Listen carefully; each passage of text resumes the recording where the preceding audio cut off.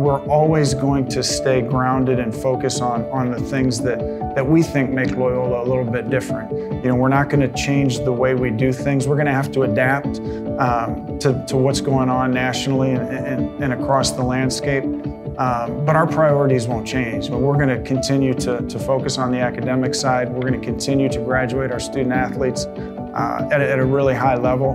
We've been national leaders consistently over the last 10, 15 years, and that's not going to change. But we're going to have to do things a little bit differently, and we'll adapt and we'll change a little bit. But our core, our mission and the way we function, that's not going to change.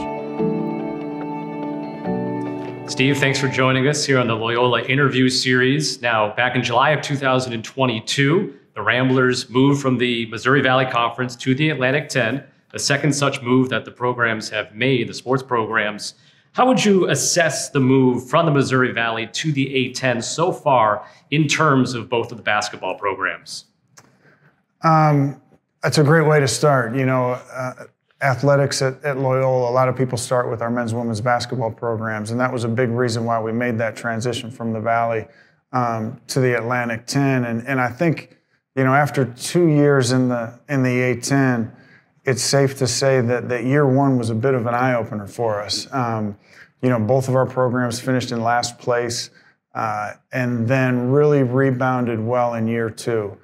The women finishing 8th, the men finishing in a tie for first place. It was great to see the progress that both programs made, and was really proud of the women in particular, the way they went to the conference tournament. We joke about the fact that as an 8 seed, they got to wear white jerseys on the first day as a higher seed and got a win in the conference tournament.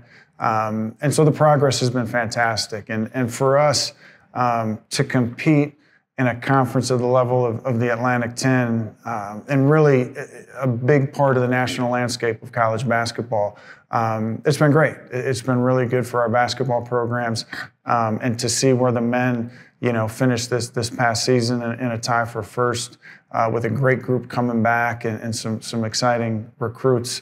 We're in a good spot. It's been a good transition, and we're real excited about the future, Loyola's future in the Atlantic 10. What do you see with the interaction between the two teams? Allison Guth, the head coach of the women's team, Drew Valentine, the head coach of the men's team. Seems to be a nice bond between the two programs.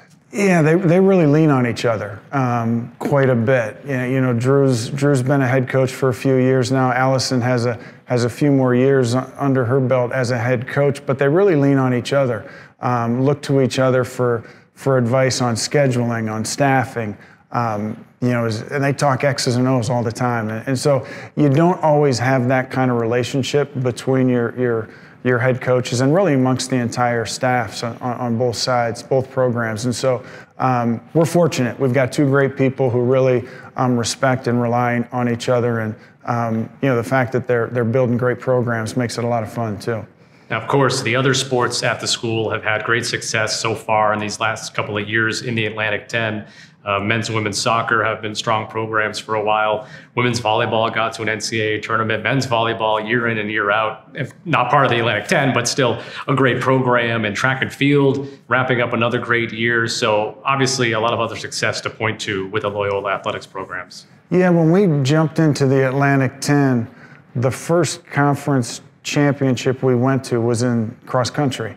And the men and the women won. So it was a great start to our time in the Atlantic 10, and they defended their titles this past year. And so the cross-country programs, we take a lot of pride in what they do competitively. They're also some of our very best students.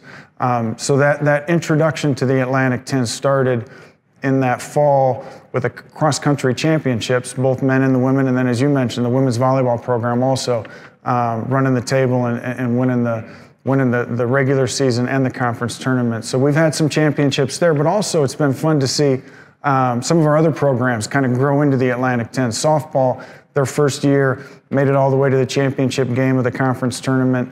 And this past year, we had the conference player of the year, we had the conference pitcher of the year. So the softball team has really taken off. And then, of course, we mentioned earlier men's basketball, the fact that they went into the league and struggled in year one, but then to come back and tie for a conference championship in year two. It kind of shows the breadth and the depth of our sports programs and the successes that we've had in the conference. Let's circle back to women's basketball in particular. There's a big magnifying glass now in women's basketball throughout the country. Caitlin Clark, you can point to her, but there were a lot of great players throughout the country playing in the WNBA, playing in college, and now with Allison Guth taking over the women's program and having success this past season. What kind of opportunities does the recent rise in popularity of women's basketball provide to Loyola? You know, I'd even go so far as to say that the rise in popularity of women's sports in general. You know, we had a women's volleyball, college women's volleyball match this year down in Nebraska in their football stadium with 92,000 fans. And as you mentioned, the popularity of Caitlin Clark and what that did for the sport in general. We're seeing it in the WNBA now, but we definitely saw it last year on the college side. And so for us, we need to make sure that we take advantage of it. There's a lot more interest in the sport in general. I would say finally, a lot of people realize what unbelievable athletes there are in women's sports, and we've got some great athletes here at Loyola. We mentioned before the success of the women's volleyball program, but I think the women's basketball program with the leadership of Allison, a great staff and a great group of players, it's going to be a lot of fun to watch, and I know our students and our alums will jump on board and come catch our women's basketball team in Gentile next year. Speaking of Gentile Arena, I think what people notice a lot when they come to basketball games, men's games in particular, just the engagement of the student fans, the overall environment. What went into building that environment that we have now at Gentile Arena? It wasn't always there, and you know, the easy answer is winning helps, and that definitely plays a role. It's definitely a factor, but it's more than that. We've been very fortunate. The university has invested in our athletic programs, so it allows us to do things to market and promote with our students. You know, we've got a great sound system, the video boards, and all the things we're able to do in the arena itself. But you know, one of the things we did back in 2018 is we moved the student section from one of the corners of the arena to now where they sit along the sidelines. So they have the best seats in the house. They're right on top of the action, and you combine that with the fact that we started winning a little bit more, and all of a sudden we've got these students coming into Gentile for our games, and they're the ones that create the atmosphere. They're the ones that bring the energy. They're the ones that paint their faces and go crazy and yell at the refs. And that's exciting. It's a fun environment to be in, and so that helps with our other fans who come out, not just to watch a great team play and support the guys on the court and the women that are playing on the court, but also to be a part of a fun atmosphere that our students really they're the ones that drive it. And you know, the partnerships we have with our friends over in student development, they really help us out in getting students out to the games and marketing and promoting things in the dorms. It helps, and it's kind of become a thing on campus to go to a basketball game or go to our soccer games. And that's in large part the partnership that we have with student development. That plays a huge role. Student athletes at Loyola, they excel in academics. I guess the simple question is, why is that? You know, I think it starts with the fact that our coaches are recruiting high school prospects who they know can come to Loyola and be successful academically, and that's a non-negotiable for us. We're going to make sure that we're bringing in student athletes who have the ability to be successful here. We also provide a lot of support. Kyle Nelson heads up our academic support area, and his two assistants, Sadie and Joellen, do a fantastic job making sure that our student athletes have the assistance they need. But ultimately, it doesn't happen without our faculty. Our faculty are understanding, and granted, we've built up credibility with our faculty, but they're fantastic with allowing our student athletes to do work in advance or to make up work after the fact because of their travel and their the obligations they have as a student athlete. But can't say enough about the support that we get from our faculty, and that starts with the deans, and we're real fortunate to have great support from them. College sports is an ever-changing landscape. Year in and year out seems to be major changes right now. NIL, collectives, how are you navigating those waters right now? You know, it's a lot. I mean, there's a lot going on. The NCAA just settled a $2.8 billion case that's going to impact all of college athletics. But for us, we're always going to stay grounded and focus on the things that we think make Loyola a little bit different. You know, we're not going to change the way we do things. We're going to have to adapt to what's going on nationally and across the landscape. But our priorities won't change. We're going to continue to focus on the academic side. We're going to continue to graduate our student athletes at a really high level. We've been national leaders consistently over the last 10, 15 years, and that's not going to change. But we're going to have to do things a little bit differently, and we'll adapt and we'll change a little bit. But our core, our mission and the way we function, that part, that's not going to change. How important is the support of President Reed on the Loyola athletic programs? He's come in with a great perspective and a great understanding of college athletics, and in particular in the Atlantic 10. He was the chair of the Council of Presidents when he came to Loyola from St. Joe's, one of the other member institutions of the Atlantic 10. But he just has an understanding. I mean, he's an athletics guy. He loves sports himself. He played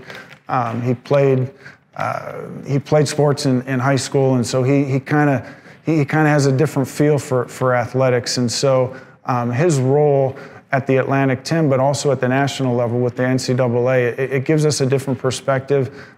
It's a seat. He's got a seat around the table when big decisions are being made. But more than anything else, he gets it. He understands it. He values it. And as he said in one of his early presentations, to whom much is given, much is expected, and we're well resourced, and as a result, the expectations are real high, and not just what we do competitively, but how we conduct ourselves off the court, off the pitch, outside of our competitive side, what we're doing on campus, and then what we're doing in the classroom. There's a lot of expectations, and we feel fortunate to have that kind of support. How vital is the support of Loyola alumni to the continued growth of Loyola's athletics programs? Yeah, the alums are great, and we really saw it pick up back in 2015, 2014, 2015. We won back-to-back national championships in volleyball, and we started to see that alumni community really rally around athletics, and then we had that run in 2018 to the Final Four, and the amount of support that we got, the love for Sister Jean became, an international thing, and so the alums have really started to back in 2018 really started to support us at a high level, and we see it all the time. I mean, you see the script Loyola, not just here on campus or here in Chicago, but you see it across the country.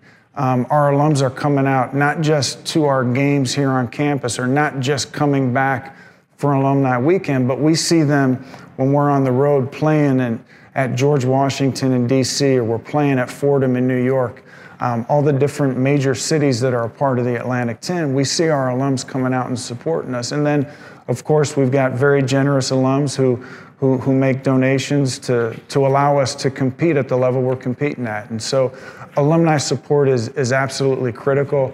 We're fortunate to have a great, huge alumni base, and they've really come out, in particular, over the last 10 years and supported athletics at a really high level. Other than, say, donations, what are some best ways for alumni to get involved?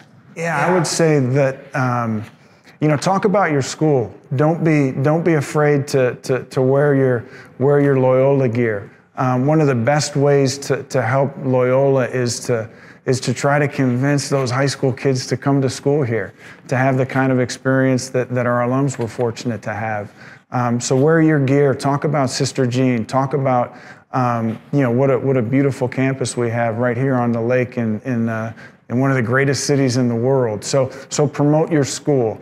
And then come out and see us. Come to campus, come to a game, come here for Alumni Weekend, or come see us when we're on the road. If there's a game in Pittsburgh, we're playing Duquesne. Come out and see us when we're on the road. And then, of course, the easy answer is continue to support us financially. We need that support in order to provide the experience that we're able to provide for our student athletes, and to allow them to compete at the highest level and to compete for championships. We can't do that without our alums. Well, Steve, always a pleasure to chat. I'm already looking forward to 2024-25. Always good to see you, Scott, and go Ramblers. Thank you.